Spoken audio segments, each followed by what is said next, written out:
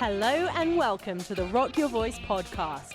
Vocal coaching tips that will transform your voice, interviews that will inspire, industry guidance, and so much more. Without further ado, let's get on with the show. On today's episode, I'm joined by the incredible Natalie Weiss. We talk about her incredibly popular YouTube web series, Breaking Down The Riffs, and her amazing technique that helps pretty much anyone learn how to riff like the best of them. Really interesting approach to teaching your brain to chill out and just sing. So I totally love that. We learn all about her musical history and background of getting into the industry. She talks about her experience on Broadway. Also, what I really love, and thank you so much, Natalie, for sharing so much about your voice health history as well. Really fascinating stuff. Without any more from me, here is my conversation with Natalie Weiss. I always start with asking people, what is your first memory of music? My first memory of music? Okay, so my parents said my first inkling of being musical was when I heard a Billy Joel song. This is the time to remember. And apparently I was like, time or something like that. Aww. But yeah, I think probably learning little tunes at like 3 and 4. I mean, even if it was like the Hanukkah blessings. Right. And like half having pitch or something like that. And then like little record players. Right. Trying to think of what else I would sing. Like early piano lessons. Okay. I'm trying to think of like probably music in the house. Right. Do you remember the moment when you were like, I love this, whatever this music thing is, and this is going to be part of my life? Was there a particular moment that was like, okay, this is the path, this is where I'm going? I feel like, well, first of all, I definitely I was interested in sports also. I don't think I ever was like, I'm going to be a sports star, but like, I didn't really know I was good at it until like I was not a child star. I definitely had like musical abilities growing up. But my band teacher, like I started with piano and honestly couldn't sing very well, like not that well, like kind of hoarse all the time, screaming. It was very busy, like in every sport possible. So I guess my parents giving me piano lessons, they were like, you should do this. It wasn't like, they probably saw some natural ability, but I guess they were like, do this dance, you know? Okay. But it was never like singing lessons. But music was definitely a part of my life. And then I saw a Madonna concert when I was 5, so that was super inappropriate. I was gonna say, right in there. Right, with the cone boobs. Yes. And, you know, Janet Jackson concerts. So we never were like a musical movie, like a movie musical family. We were like a pop. Okay. You know, my parents' background, not musicians, just like loving the Eagles and just, you know, growing up with that music. And then I guess I did the talent show as a piano player, and then one year I was like, I guess I'll sing. But I had like no stage presence. I would just sway awkwardly. Aww. And my band teacher really, I guess, saw something in me and made me play every instrument, which was not cool. So I was definitely teased about that. But I definitely was a ham. So I was like, look at me, only child, you know, so there was like a little bit of that. Yeah, I think it was early, but it was also never like, I could also be a scientist. It was like, duh. I wasn't going to be like going to biomedical school. That's not a thing. Okay, anyway. Yeah, totally summarizing that way. Biomedical, whatever that thing is whatever called. That is, yeah. That was not for you. So when then did singing step in? When did you, because you were saying you weren't necessarily a great singer right from the get-go, so not necessarily a natural gift. So when did singing start to be the thing? So I feel like when I was 8, I made a video of me singing on my own from Les Mis and like really performing it and like could sing on pitch, but like really yelly and like trying to riff. Like I have a distinct memory of this one line of, I'm going to execute how I wanted to do it and how I did. Yeah. But I was like, I love him, but when the night, every day, something like that. And I was like, I just, you know, I'm learning all my life. Yeah, it was little things. I'd be like, oh, okay. I remember the song Weak by SWV being like my jam when I was 8, and Mariah Carey, Hero, and The Bodyguard, just on repeat. Right. So, you know, listening and crying myself to sleep when I was 8, but like not really understanding, like, I want to do that, you know? Yeah, I guess then I wanted to be a pop star a little bit later. And then seeing musicals, we saw musicals really early on, but like even in high school, I did the shows in 8th grade. I remember my teacher cast me. I wanted to be Princess Winifred. Well, first of all, I got the lead in No No Nanette. Okay. And I had nodules when I was much younger. Right. So I literally was like, chest voice, air. And then she made me sing in my head voice. And I was like, ew, what is that? Like, it was like nothing. So I was pissed that I didn't get like the belty lead. Yeah. It was like the ingenue. I was like, what's this? Oh so that was new. Kind of jumping around here because I did want to ask you about that. I did see your YouTube video about voice health and the journey that you went through, like, because you were saying you're a chatty kid and you got kind of hoarse and all that kind of stuff. So I guess while we're sort of on that topic, do you want to kind of, if it's cool to kind of talk a little bit about that and that journey of voice health, because there is such a stigma about that and it's starting to change, which I absolutely love. And people are starting to become a bit more aware of voice health and all of those things, like the comparison of, like, I always refer to singers as vocal athletes and that whole, you know, when you have your injury, you take care of it. Whereas singers were like, keep going. So if you'd like to share a little bit about your journey, that would be really, really cool. So backstory, when I was a kid, about 3.5, I had vocal nodules. Right. So I was like screaming and went to a speech therapy. My mom said, she won't be a singer. No one in our family is a singer. Who cares? So, I mean, literally the kid was like, what? Like, just awful. Then, you know, who cares? Not going to really sing. Just a kid running around. Yeah. Videos of just talking like this, but like always like this, like the accent and everything. I kind of lost it. 3-year-old with a cigar, like a cigarette. Yeah, literally. A 3-year-old with a Then I had nodules again at 13 when I had that like chest head voice. Again, you know, I think I got over it, but it wasn't like my life. Right. I was still like a teenager. And then in high school, I had like medium proper lessons, like introduction to lessons. I was never like, I'm classically trained since the age of 9. Like when people are like, I'm classically trained, I'm like, bitch, you're 9. I feel like when you say classically trained, that means like you have a master's in opera. Like, what? Right. You mean you learn how to sing in your head voice a little bit? Oh, that's cool. That's okay, sure. I learned how to sing in my head voice at like 16, and there was no such thing as mixing until college, because that was 2003. So I had a lot of proper training. And so in college, I remember like vocally healthy. This isn't meant to be like cocky, but I literally would wake up and go, and just literally never a problem. And then, you know, worked fine. Yeah. And then as I went on, I guess I remember never having, I might have had injuries, to be honest. I might have had multiple vocal hemorrhages in my life and had never have known because of how common they are, that I learned.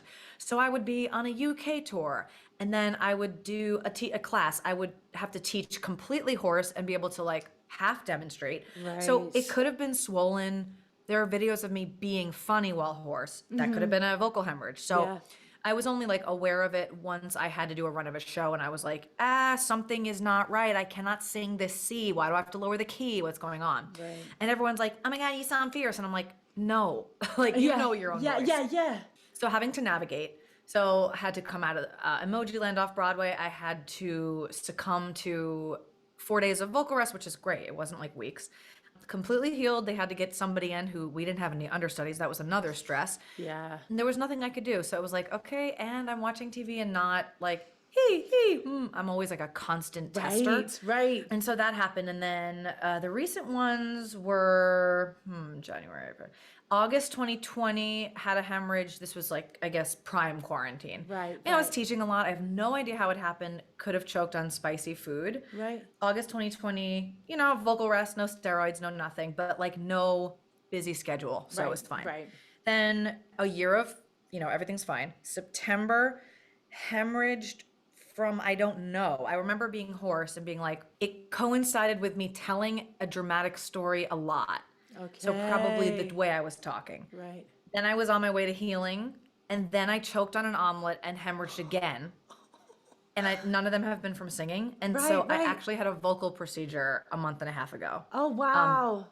which I haven't talked about, which yeah. I will, but yeah. Yeah. So I had been on vocal rest on and off for like 2 months. I was just like, I have to teach. I can't even, I'm like, go up the octave. I'm like, it's just annoying. Yeah. Yeah. So I had the vocals, I'm going to call it procedure because surgery, like I chose to do it in the office. It was just local anesthesia and it was a laser procedure to prevent recurrent hemorrhage. Awesome. And since then I've been good. Good.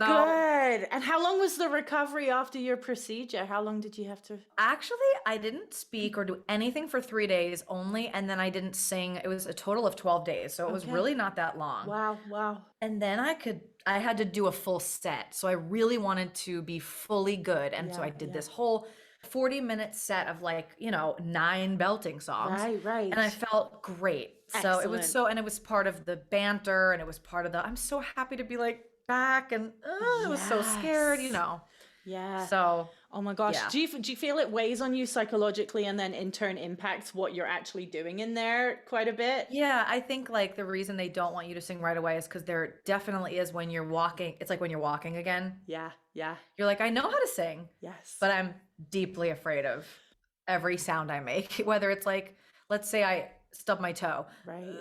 Like anything of like, I'm always like, oh no. I can't like stub my toe and like worry about how I sound, Yeah. Just like, oh, that really hurt. Oh no. Right. Awesome. Yeah. So you went from so you had your head voice experience and then you learned all of this. So do you think that's really helped you as a coach and as a singer and as a performer? Do you think that's helped you? Yeah, I feel like my training taught me what I needed to learn about the voice to a degree because I don't have a pedagogy degree, so anything I learned as an undergrad, acting, singing, dancing, business, business of theater mildly. A lot of stuff I learned on the job just in terms of like working. And a lot of the stuff that I teach is made up of instinctual opinions I have, but also like discoveries I've made about where I feel things. Right. So then I'm like, okay, think about it like one time somebody came to me and sometimes when I have imposter syndrome, I'm like, oh, I'm not the teacher for them. I don't know what I'm saying. And she was somebody who had an undergrad in classical voice and she's asking me a question. And I'm like, it's like a bowl in your mouth. And she was like, yes, that's why I come to you because it makes sense to me. Not like, and now you're tilting your larynx. I'm like, I don't talk like that because I like to do what is most relatable. Totally. Kind of a thing. Like I like to do a lot of made up visuals that and my teaching style has completely changed just from year to year. Learning things all the time. Experiential, essentially. Like, what does it feel like? How do we reverse engineer this sensation and make it work for your sound? Like, how did riffing and running become your thing? Like, it's funny you say the imposter syndrome and I'm not the coach for you because obviously I get so many people like, I want to do these runs. I want to do all these things. And I honestly, I don't know whether it's because I'm British. I don't know whether it's because I'm really friggin' uptight, but I'm just like, you're going to go, like, it's like Lego. There is nothing smooth about my riffs and runs or unless I'm like, it's something that just I'm ad-libbing, but to teach for me, I find it real challenging to cross that bridge of like how I would do it to teach someone else to do it. So friggin' genius what you're doing and it blows my mind. So like how did they just fall out of your face from the get-go? Like I mean like there's early videos of me riffing that are a disaster. I mean like I remember I did a talent show of me singing Open Arms by Journey but the Mariah Carey version. So it's literally like no emotion and it's like lying beside you here in the dark. It's exact replicas, no finesse, no tone. And so obviously I had these influences growing up. In terms of my series and method, it happened because I was on tour backstage at Les Mis. I was a swing and somebody, I guess when Beyonce's song Halo had come out, she was like, how do I do this really hard riff? And I was like, I don't know, I haven't heard it yet. And then I like listened and I said, okay, there are 7 notes. Try to tilt your head on the 5th note because it's kind of a scale, but you're like not. And then you just count it from 1. So you have to hit 7 notes. It's never about like scale degrees. It's just, I need to go from 1 to 7. And then you put a consonant syllable and like try it on the da da da da. And then go from slow to fast. So I remembered a lot of people had taught me these riffs that I was like, I could never do them. So they had broken them down, but there was no name. So then I like finessed it. And then I was like, oh, this seems like anyone can do this. Right. And things that I would hear, like for example, like let's say a Jessie J, and I'm like, oh, that sounds auto-tuned. I could never imitate that. Right. And then I was like, wait a minute. If you slow it down and you break it down, it's kind of easy. Most people find it attainable and easy. Yeah. And then there are like some, no offense, snobs that are like, there's this really honestly rude video going around the internet, people tagged me in, that they're like, what are these numbers? It's obviously 6 to 6, 5, 4, 3. No. And I literally want to be like, hello, this is for people that are just trying to hear and do. Yes. So I'm like, oh my God, how many pitches? There are 6. How do you count water glasses? Yeah. 1 to 6. So anyway, so the whole purpose was to make it less intimidating. Yeah. That's really cool, because honestly, that brain started to come in with me, and I'm like, and then I'm trying to overthink it, and I'm like, but that's not the 1 to the 2 to the semitone and the this and the that, and I'm like, exactly. Shut up, Emma. This is why this is genius. This is yeah. Like obviously, if it's like, I hear them as like, for example, if it's like let's say it's a 1, 2, 3, 4, 3. I hear them as a 1, 2, 3, 4, 3. If it was, I'm trying to think of a different scale. That's the one that came to mind. So if it was like, some different pitches, right. I still hear them as a 1, 2, 3, 4, 3. Right. That's exactly. the map of it, you know? Then there's ways in my drawings that I do in my course that you can do lines closer together depending on the intervals, but it's just much easier. Like I was teaching somebody something where the riff was so fast. It was like, and she was like, what is that? And I said, oh, that's a 1 up 1 2. Oh, that's a 1 up 1 2 3 multiple times in a row. She was like, what? Right. You know, you kind of start with 1 and then you do the math. Yes, yeah, and that makes it attainable and achievable for everyone. You don't have to go off and spend 3 years getting your music theory degrees and understanding how to play 17 different instruments. You can follow it and you can do it. It's so cool. Do you feel like it's kind of on the flip side though, like if you were to sing distortion, all of the coaches who really specialize in distortion are always like, learn it clean. You've got to be able to really master your voice before you start throwing all the filters and things on top. So I mean, I'm assuming that riffing would be very challenging if you're really pitchy anyway. So like, yes, well, first I have a question. I'm unfamiliar with distortion, so if you could tell me about that, that would be awesome. Also, my favorite thing is when people are repeating, they've never done it before, and they go, like Halo, for example, night, and they go 1, 2, 3, 4, 5, 6, 7. Right. And I was like, great. So the 7's off, the 3 is sharp, you know. So it's like if they literally go 1, 2, 3, 4, 5, 6, 5, 6, 7. If they tune it, I'm like, oh, you're fine. Yeah. So the first thing is having the ear. That's totally. And I guess a little bit of vocabulary just to help the conversation go along doesn't hurt, right? Yeah, that's awesome. Yeah, because like with the distortion thing, there's so many people that come in and they're like, I want to growl, I want to do scream, I want to do all of this. And it's like, but you got to be able to hit the notes safely before. It's like you can't put a filter if you haven't taken the photograph yet. Like you got to get that locked in. So yeah, like, do you find like a lot of the faster riffs and stuff are more like muscle control or flexibility or brain? Like, I think there's a mix of like actual ability, agility, physiology, and mental game. Right. So like there are some days that I'll be like,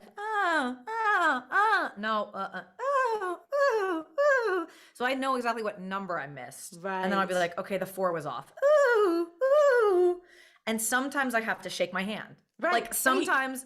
And then I go, visuals, you know. Yes. I think there's a mix of that. Up riffing is much harder. You have to like engage these muscles a little bit more. And then the only problem with my series is that some people think, like if I'm in the audience of a show, I've had people say to me, oh my God, I was so nervous you were here. I threw in some more riffs. No, don't do that. You know, like please stick to your performance. Yes. Please don't make it, what's the word instead of saying masturbatory? Is that appropriate? I don't know your audience. Self-indulgent. Self-indulgent. self-indulgent. Don't make it self-indulgent. Stick to what you were doing. If you want to riff in your shower and you want to do TikTok challenges, do whatever you want, but you have to keep the integrity of the song. Totally. I was going to ask you about that. Do you ever be like, oh my gosh, please, too much, please too stop, much. stop. Oh my goodness. I love tone, pop up, tone, Right. mini riff. You know what I mean? Yes. I've been watching your teaching reels on YouTube. I swear I could sit and watch those all day. I love it. And it's kind of what you just said. There are some people who I'm assuming maybe throw in a bit more because they're working with you, and you're just like, no, just the way that you strip it down is like beautiful. Like that scribble over the top was not necessary. Like I just love it. So I guess when you're coaching and stuff, how did you, because you got an awesome balance between straight up truth but keeping it fun without crushing the artist's soul so how did you kind of find this flow? Like I love it. I like that question. Have you ever destroyed anybody? No, I really haven't. The only time that so I guess I'm the toughest on the people I'm closest with in terms of clients or students, whatever you call them. If I don't know you, I'm like, great, that was great. No, yes. You know, if I know you, what was that? Yeah. You know? Yeah. And then obviously we're laughing about it, but I'm like, that was the actual longest scoop you've ever done. Did you even get to the note? Like, sorry, how long did it take you? Where's the pitch? Hello? You know, and so there's definitely that relationship. Totally. And, you know, a little flat, like it's definitely mixed with humor, but like, I always go until they have a breakthrough. I'm like, I must push. I'm so picky and so annoying that I'm like, no, it's worth it. I promise. You're going to get it. And then somebody wasn't getting it.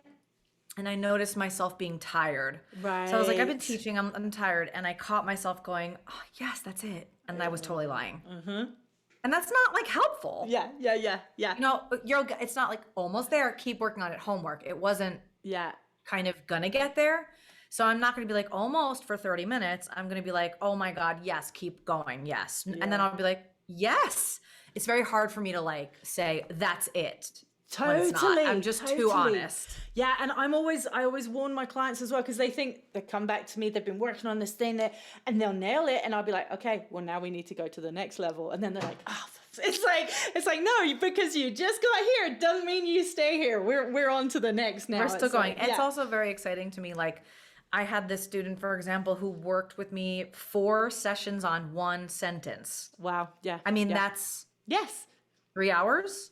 Yeah. So it was like, I would give it all back for a chance. It was, she used to be mine. Yeah. And I was like, she was okay knowing, oh, I'm not ready for the next part. And now she's like ready for the next part. Yes. It's tricky. I think my toughest students are people that only come to me once and need to sing The Wizard and I in a competition tomorrow. And I'm like,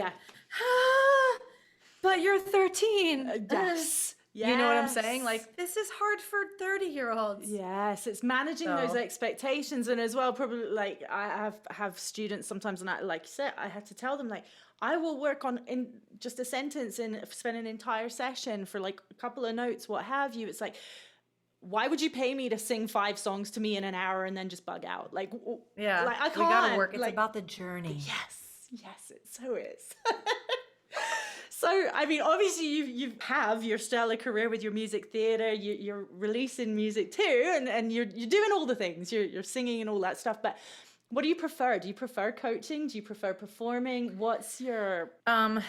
Now I prefer teaching, and I was noticing when I'm teaching, I tend to not be in my own thoughts because I'm fully... Well, Zoom's a little bit different because you can be like, oh my God, yes, I'm a really good multitasker. So not to give away my secrets, but let's say I'm doing like, this is me pretending to type. A little bit, sorry. Hold on 1 second. I'll be like this. They don't know what's going on, but I'll be like, and I'm typing, this is such a bad thing to admit because I'm still working with them. We've all done it. I'm like, oh my God, yep, a little bit flat. Yep, and I'm texting a friend. Yeah. And I'm like, so multitasking, but I totally am like, nah, that was a little bit flat, but I can hear it. Yeah. When I'm playing and singing and giving critique and my phone's off or whatever, it's fully focused on them. There's no There's a little bit of I suck. I was going to say imposter. But there's less of like, what am I doing? I'm hungry later. Why are they staring at me? It's more like, great, let's really listen, you know? And I do enjoy performing if it's the right thing and I've been creative about it and then I'm sharing it, kind of a thing. Right. Do you find since your coaching has really taken off that you're more in your head as a performer too? Oh yeah. I'm always like, wait, I just coached them how to act through that piece. Why did I just do that in that self-tape? Or right. Why? What are you doing? I'm so much better at seeing it from the outside now. Oh my gosh. So I love, you have another YouTube video where you're singing Always Be My Baby and you cut out all the riffs and runs. Like, that's a favorite. Thank you. It's hard. It's so hard. I was listening. I'm like, oh my gosh, I couldn't. I think my head would explode. Yeah, because you learn it with the riffs. That's totally.